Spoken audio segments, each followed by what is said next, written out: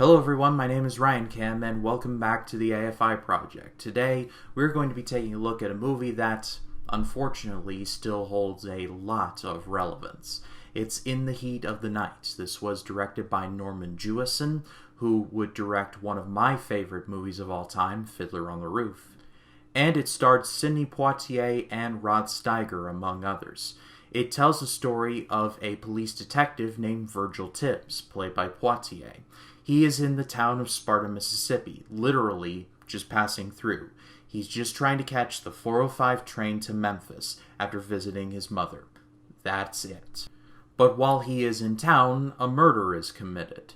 And because he is one of the leading homicide experts in Philadelphia, he gets recruited by the town's police chief, played by Rod Steiger, to help solve the investigation. Oh, and to add on to that, this all takes place in the southern United States in the mid-1960s. What could possibly go wrong with this scenario? I remember seeing this movie in high school, and I had never really thought to go back to it, not for any other reason, and just other movies just were trying to get to my attention. I rewatched this for the AFI project, and I was blown away by this movie and just how good it was. There seems to be a crop of movies nowadays that is just trying to capitalize on the racial tensions going on by presenting movies that are like, hey, racism is really bad, you guys, when we all kind of know that already. But in my opinion, In the Heat of the Night has held up tremendously well. I encountered a review on Letterboxd, and I won't quote the whole thing, but it essentially said, to the degree of, it would have been so easy for Norman Jewison to make a movie where it's Sidney Poitier versus a bunch of racists. But that's not what happens. And I do agree. There is some definite racial overtones here, and I'll talk about those in a second. But on the whole, this is more of a detective story with some elements of racial tension thrown in than a movie about racial tension with a detective story thrown in there. Firstly, let's talk about Sidney Poitier, because I am firmly convinced that he was one of the finest actors of his day. For this movie, he was nominated for one lone Golden Globe Award, and he didn't even win it. Reason number 2,570,000 why I never trust award shows. Because even if you discount his now infamous line, "They call me Mr. Tibbs," even if you discount that, his performance is just stellar. He starts out as just a detective who's like, I don't want anything to do with these bowls of fruits and nuts, to just being laser focused on solving this case by any means necessary. And I mean any means necessary.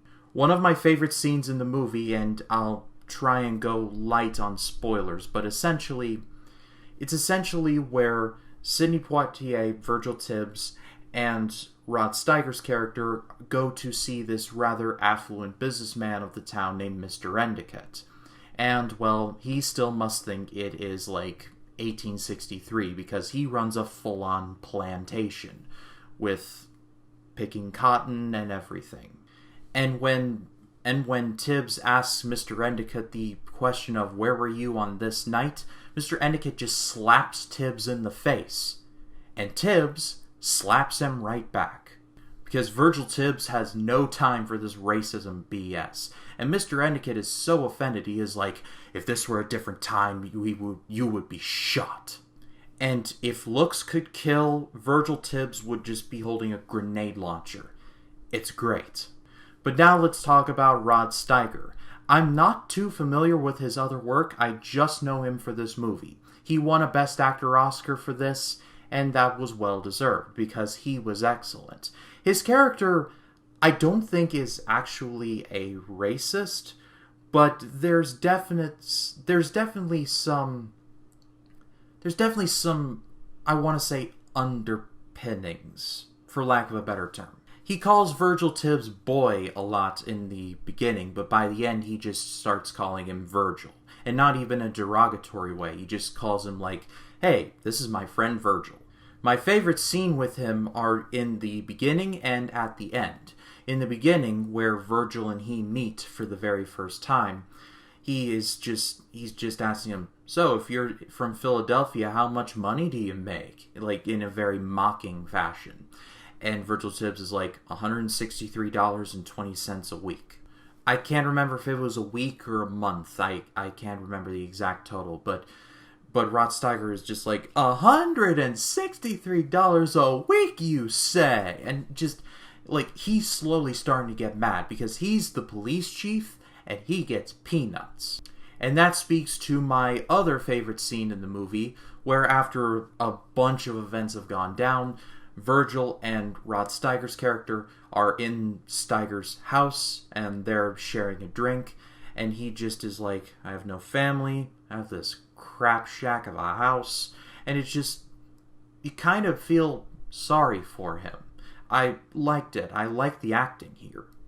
There's definitely some moments of genuine racism, like there's a scene where Virgil's on the case, and he gets run down by this band of white kids in a T-bird with a Confederate bumper sticker, because I guess there was a quota to meet.